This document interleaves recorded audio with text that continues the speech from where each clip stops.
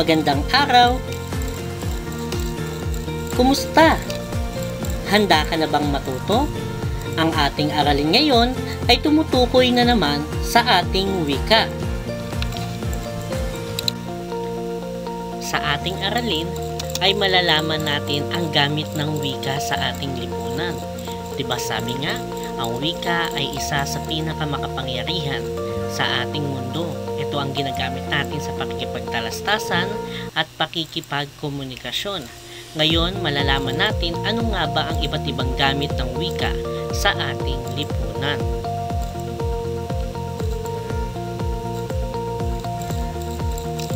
Mayroong 7 gamit o tungkulin ng wika ang binigay ni Michael Halliday. Si Michael Halliday ay isang linguista. Kumbaga siya ay isa sa mga sikat na nag-aaral sa ating mga wikang umiiral sa buong mundo. Ang unang ibinigay na gamit ng wika ni Halliday ay ang instrumental. Instrumental ang gamit ng wika kung ginagamit ito ng tao upang maisakatuparan ang nais niyang mangyari. Gayun din ay matugunan ang pangangailangan ng isang tao maging sa pisikal, emosyonal o sosyal na pangangailangan. Madalas nagagamit ang tungkuling ito sa pakikiusap o pag-uutos. Halimbawa, nakikiusap tayo sa isang tao na pahiramin tayo ng isang bagay o kaya nag-uutos tayo na kunin ng isang bagay. Dito papasok yung instrumental. Ang paggamit ng salitang gusto ko ay naguhudyat sa ganitong gamit ng wika.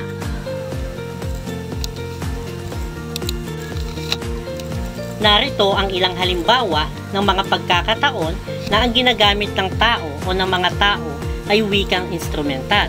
Kabilang dito ang una, kapag tayo ay nasa bahay at inutusan tayo ng ating ina na maghugas ng pinggan. Ayan yung halimbawa ng instrumental kasi 'di ba? Sabi nga ito ay sumusunod sa pangangailangan ng tao. Sumunod, kapag susulat tayo sa paaralan upang humiling ng excuse dahil sa nakaliban tayo sa klase sa kung anumang kadahilanan. Ayan din ay isang halimbawa ng instrumental. At ang huli, kapag ang guro ay sumulat sa pisara upang ibigay ang takdang aralin ng mga mag-aaral. Ayan ang mga halimbawa na ang wika ay isang instrumental.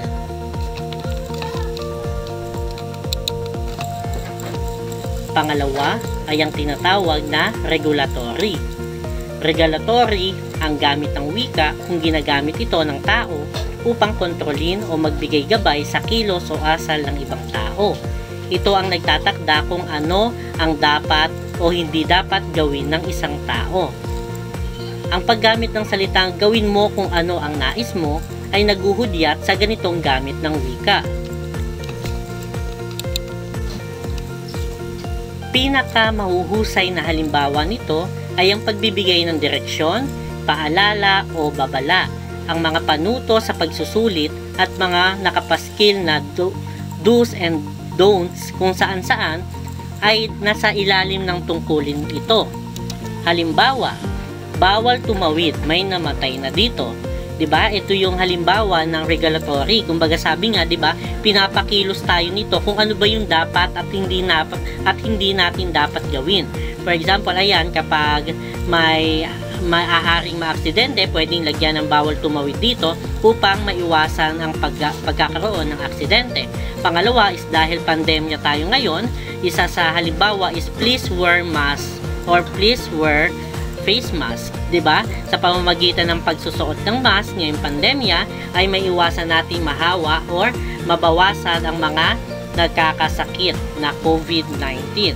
Kumbaga, again, ang regulatory ay gamit ng wika kung saan kinokontrol tayo sa kung ano ba yung mga gagawin natin, dapat gawin at mga hindi dapat natin gawing mga bagay. Ang pangatlo ay ang tinatawag na representasyonal. Representasyonal ang gamit ng wika kung ito'y ginagamit ng tao sa pagbabahagi ng impormasyon, mga pangyayari, makapagpapahayag ng detalye, makapagpadala o makatanggap ng mensahe sa iba. Ang paggamit ng mga salitang may sasabihin ako sa iyo ay naghuhudyat sa ganitong gamit ng wika. Alam mo ba? Hindi si Rizal ang nagsabi na ang di marunong magmahal sa sariling wika ay higit pa sa hayop at malansang isda. Di ba batid natin na akala natin si Rizal ang nagsabi na, pero ayon sa pananaliksik ay hindi talaga siya ang nagsabi na. At ito ay kinumpirma na ng mga historial o yung mga magagaling sa history na sina Ocampo at ang dating tagapangulo ng Komisyon ng Wikang Filipino na si Virgilio Almario. Sinasabi na hindi talaga si Rizal ang nagsabi ng mga katagang iyan.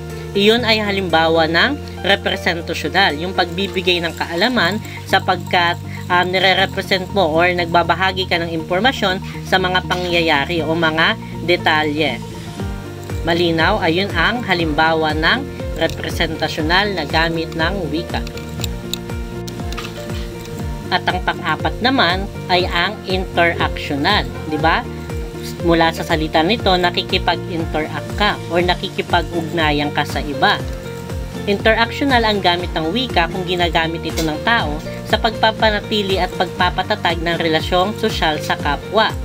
Ang pinakamagandang halimbawa nito ay ang paggamit ng mga formularyong panlipunan. Ito yon, ang paggamit ng mga salitang ikaw at ako ay naguhudyat sa ganitong gamit ng wika. Ito ang halimbawa. Ayan, ang mga Mars natin na nag-uusap.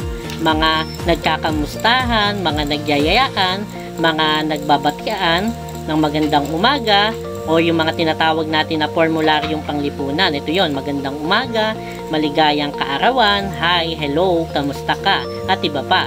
Di kaya'y pagpapalitan ng mga biro. Ayan yung halimbawa ng interactional.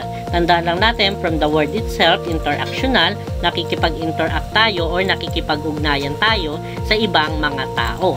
Ayan yung pang-apat na gamit ng wika.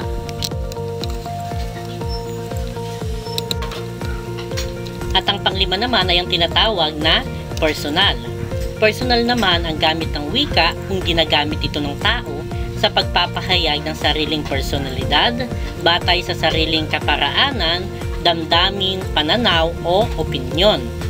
Ang paggamit kung minsan ng salitang ito ako ay naghuhudyat sa ganitong gamit ng wika. Ito ang mga halimbawa, ang pagsigaw, pagsasabi ng matinding damdamin, pagbibigay ng rekomendasyon, at ang paghingi ng kapatawaran. Ito yung sinasabing personal na gamit ng wika. Kumbaga sa pamamagitan ng wika ay naihahayag natin yung sarili nating damdamin. Ayan nga yung mga halimbawa noon. Pang-anim naman ang tinatawag na heuristiko. Heuristiko ang gamit ng wika kung ito ay ginagamit sa paghahanap o paghingi ng impormasyon upang makapagtamo ng iba't ibang kaalaman sa mundo. Madalas din itong ginagamit sa paaralan upang makapagtamo ng kaalamang akademik at professional.